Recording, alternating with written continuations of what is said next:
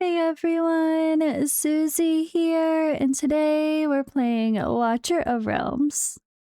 For today's video, we have the Dev Insights special episode number 6, Hot Topics Q&A. There's a lot of text here, and I will read it so you don't have to.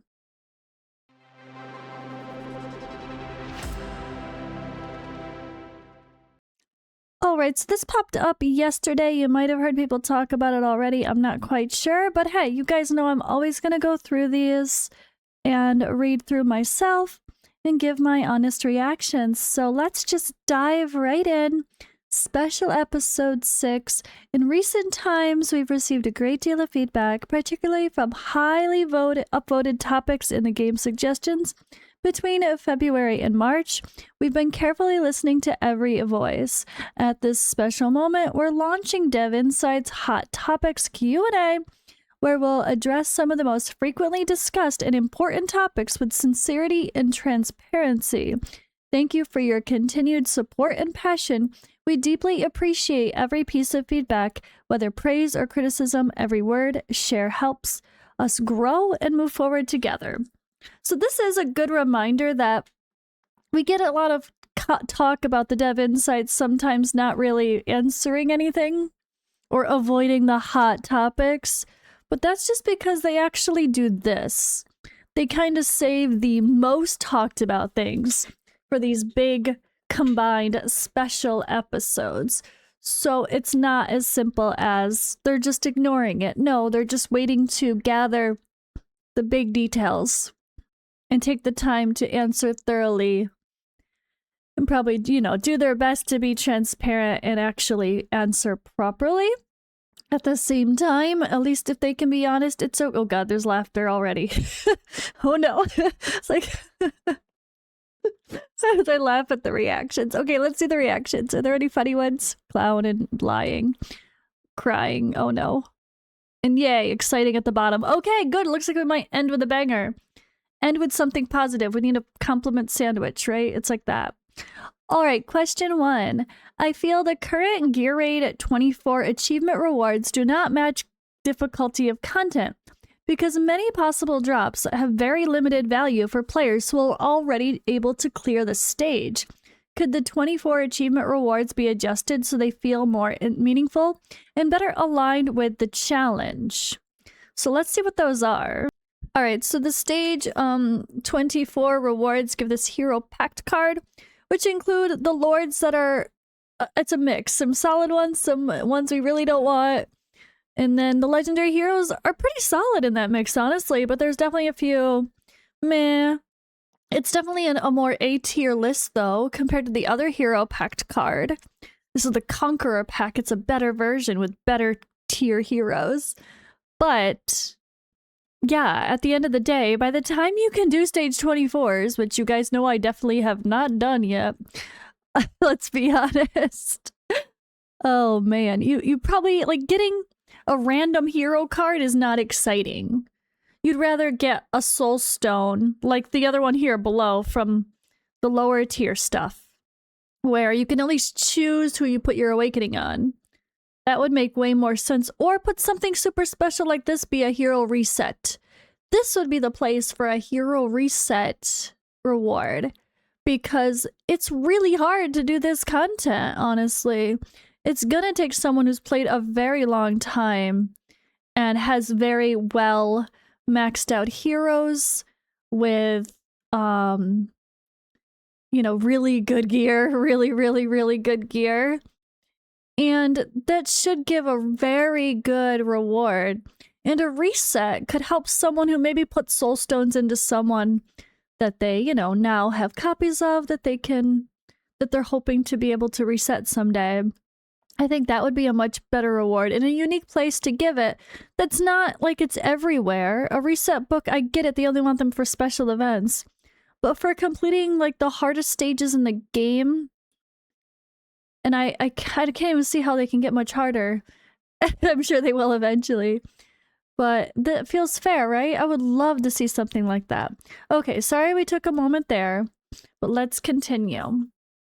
All right, so thank you so much for your valuable suggestion. We originally designed the achievement system. Our intention is not only to provide rewards, but to create a sense of personal commemoration and honor for each player. Some achievements are meant to mark the completion of a special challenge or discovery of a hidden Easter egg, so the rewards are not always set purely according to stage difficulty? What? What do you even mean? Because of this, we're not always able to ensure more difficult stages will necessarily come with more generous reward. What? Hidden Easter egg. What hidden Easter egg is there to find? Or when there is just, here's a hero random card, beat the stages. Alright, that said, we fully understand that players clearing higher difficulty content often requires a great deal of time, effort, and resources, and it's only natural for players to hope for the rewards to feel commensurate with that investment. We've taken this feedback seriously. In the future, we'll design new achievements and their corresponding rewards. We will place greater emphasis on the alignment between challenge difficulty and reward value when it comes to improving, so that players' efforts are reflected in a more meaningful way. Thank you again for your honest feedback. So no, they're not going to change it. No. For the future. They'll keep it in mind, though. So I get the idea of maybe not wanting to change this one because people have already done it and accepted that. And then you have to give them the new reward too. And then what? What about the people that do it in the future? Do they not get that hero card? Honestly, I would say just add it. Give a hero packed card and a reset book for something super hard. And then you could send the reset book to anyone who's already done this. I think it should be something really big like that for stuff like this. I definitely don't agree that... I agree with the end result of rewards should align with the difficulty. Okay, that was an interesting deep dive first question. Let me know what you guys think in the comments below. I feel like when you get a really big achievement like that, that is exactly where those big moments of holy shit, I did it should come in, right? That's where you get the big hero, the big special reward. Not a random ass hero reward. Let it at least be a selector. Make it a selector, not random. Okay. Question 2. I feel that the current Guild War points system leaves too much room for manipulation, especially near the end of the season. And it can also lead to repetitive matchmaking. Could the Guild War points system be reworked to improve fairness, reduce manipulation, and create a healthier competitive environment throughout the season? All right, thank you, Commander, for your very sharp observation and feedback. We would first like to clarify that Guild War point calculation is not solely based on HP difference. There is already additional scoring mechanisms in place, including bonus points for win streaks, which begin from 3 consecutive victories onward. At the same time, we have also clearly observed the behavior you mentioned, namely that some guilds intentionally manipulate wins and losses near the end of the season in order to control their score and secure more favorable final ranking. This kind of behavior does indeed go against the original intent of fair competition in Guild War, and it also harms the experience of players who participate normally. The development team is currently paying very close attention to this issue and has already begun working on adjustments to the underlying system, with the goal of creating a Guild War environment that's both fairer and more strategically engaging for everyone. The specific adjustment plan is still undergoing repeated testing and refinement. Once it's been finalized, we will share the details with you at earliest opportunity through our version update announcements. Please stay tuned. What a great answer. That was genuinely a fantastic answer. It's like, things are a little more complicated than you're saying, and they state what they have in place to remind people that there are other factors. It's not as cut and dry as you might think, but they say they hear us, they hear the concerns, and they do also recognize that from what they are seeing, this is an issue. Okay, I love it. That was a very good answer, and yeah, definitely thumbs up. Agreed. Okay. Question 3. I feel that GVG has become too heavily driven by raw BP, and with not enough room for strategy, counterplay, or meaningful defensive variety in high-level matches. Are there plans to improve the core balance of GVG, especially around Demon Soldier tuning and strategic diversity, so the mode feels more skill-based and competitive? This is similar to the last question there about, like, it's all about the big BP Demon Soldiers. But, I mean, there are definitely certain Demon Soldiers that always stick out, which makes sense, just like certain heroes are going to stick out, to be fair, at the end of the day, right? They're pretty much like having another set of heroes. They say, thank you for your in-depth experience with GVG and for sharing your suggestions with us. We understand that rich tactical interplay and a relatively balanced competitive environment are at the heart of the GVG experience. In response to current feedback, at high-level matches are often decided more by battle power than by strategy or operational decision-making. The development team has already taken action. Brand new heroes and Demon Soldiers designed specifically for the GVG environment. Improvements are currently in active production and internal testing.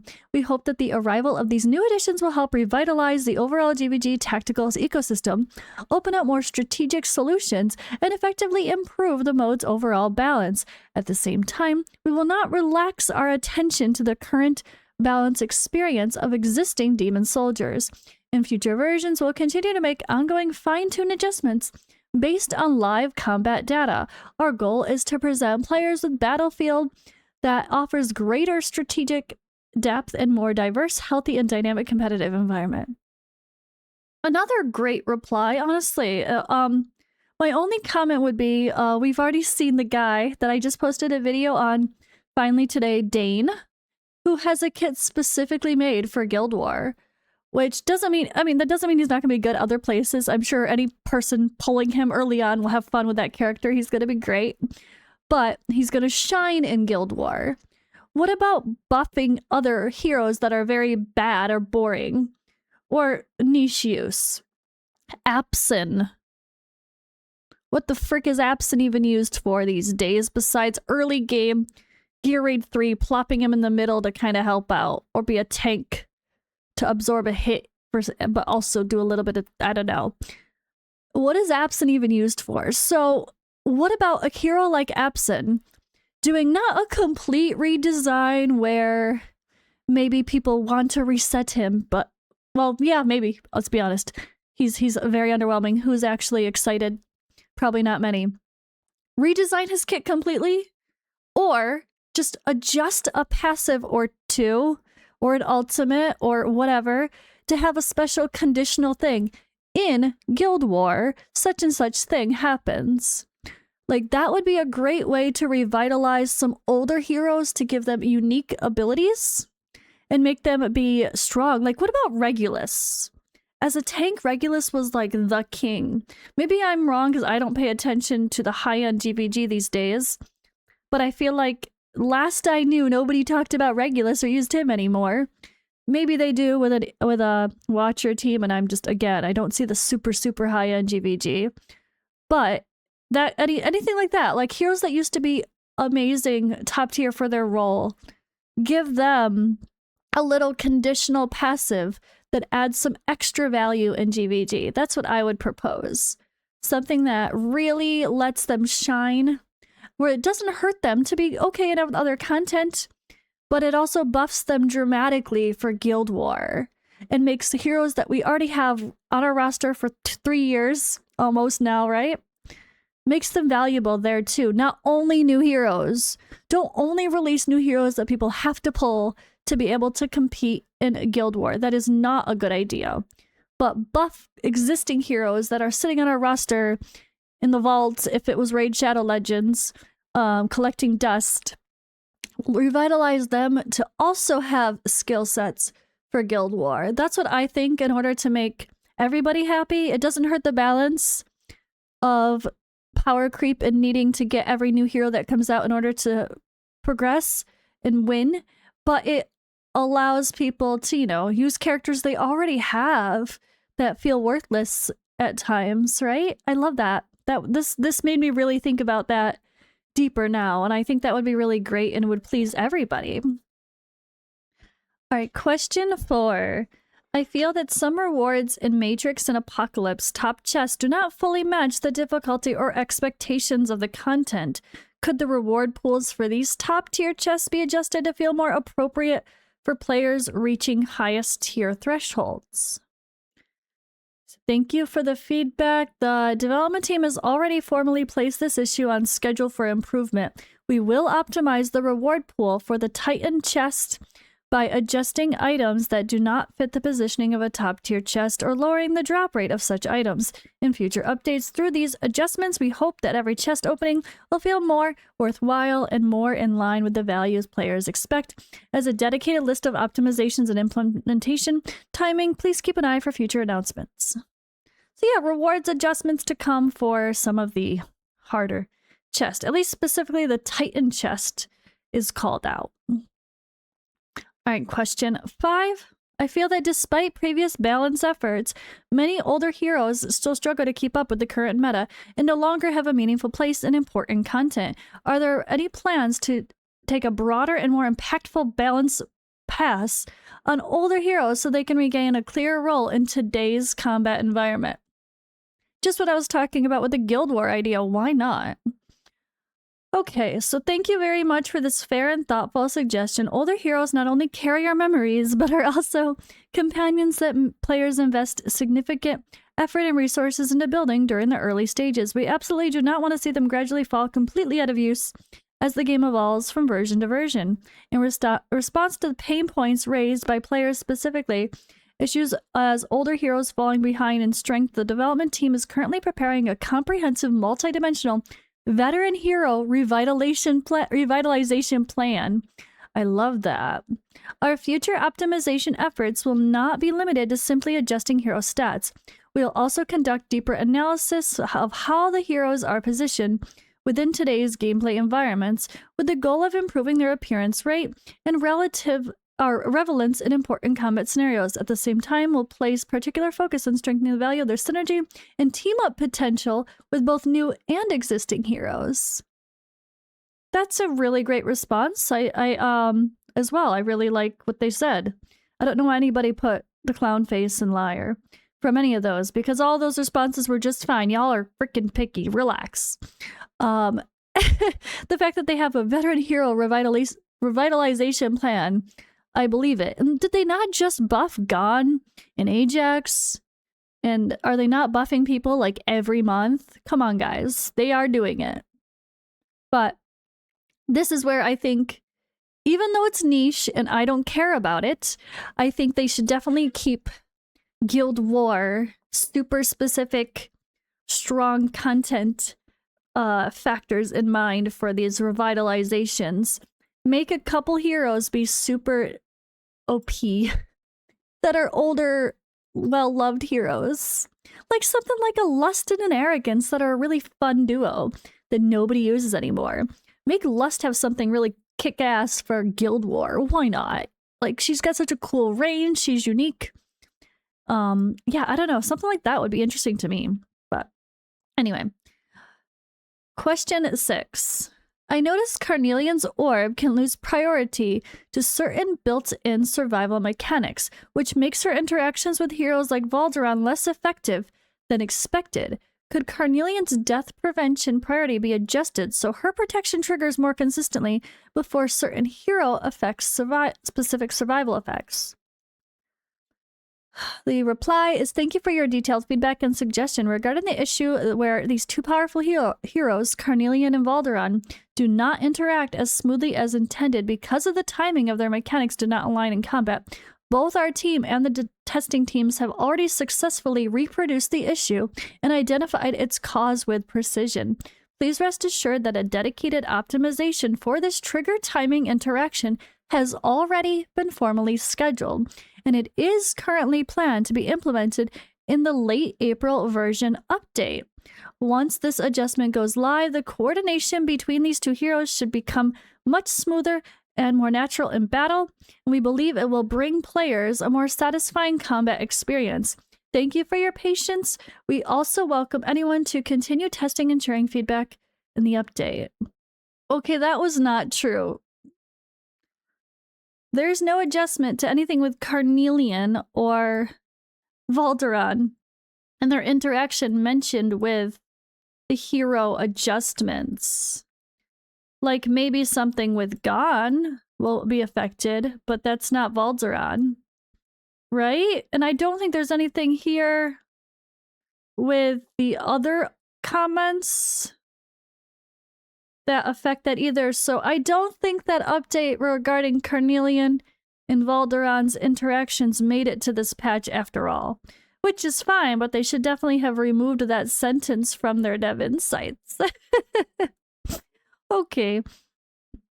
Let's see here. So I feel like Ajax, despite his strong thematic identity and unique positioning, no longer performs at the level of expectations for a hero from the Unnamable faction. At the same time, I'd like to see more heroes added to this faction, especially dragon-themed ones. Are there plans to further improve Ajax's performance while also introducing new heroes for the Unnamable faction in the future? So obviously we know he got a buff, and this is true here. So Ajax's actual combat performance has always been one of the key areas we keep a close eye on. We have already decided to make a round of skill adjustments to him in the late April version update. One of these changes is the Thunder Strike will be able to be triggered directly by his ultimate. In addition to this, we also know that players have long had high expectations for a hero from the Unnamable faction and for Dragon-type heroes. Development team is currently working intensively on design and testing related heroes to these themes. Please stay tuned. Alright, question 8. I noticed that the Piercer faction trials stopped short of stage progression to other faction trials. I'd like to know when the remaining stages will be released. Can you share the Piercer faction trials 13 through 18 are currently in development and when players might expect them? Maybe it's been a touchy subject because maybe they designed it too much thinking people would have Lady Alexandra by this point, and maybe not many people have her as they expect. And they don't want it to be super unbalanced. Maybe. I would love that. Definitely don't want something like that to require Lady Alexandra. Maybe the hardest stage.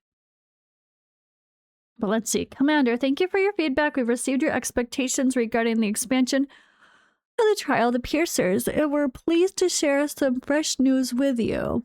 The follow-up stages of the trial of the Piercers that many players have been looking forward to have already entered the final polishing stage, and they're currently expected to be released in the late May update.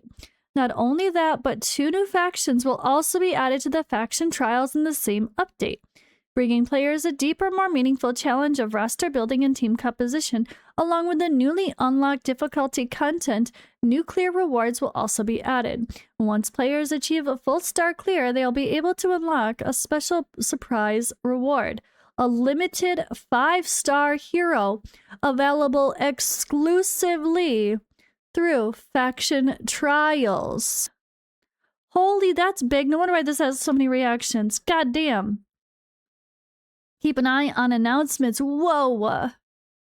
Okay, that's cool. I like it. All right, guys, this was a nice detailed chat. Let me know what you think in the comments below. What sticks out to you the most? I think they confirmed that Arbiter and Arbiter and Chaos factions will come to the trials. And then we're also getting a special limited hero that is exclusively to faction trials. You know, we need our Lydia, right, guys? Let's be honest. Okay, thank you guys for watching, and I will see you in the next video. And if you haven't already, be sure to check out that video on our new hero coming hopefully soon, Dane, with that GVG synergy we talked so much about, or this one right here.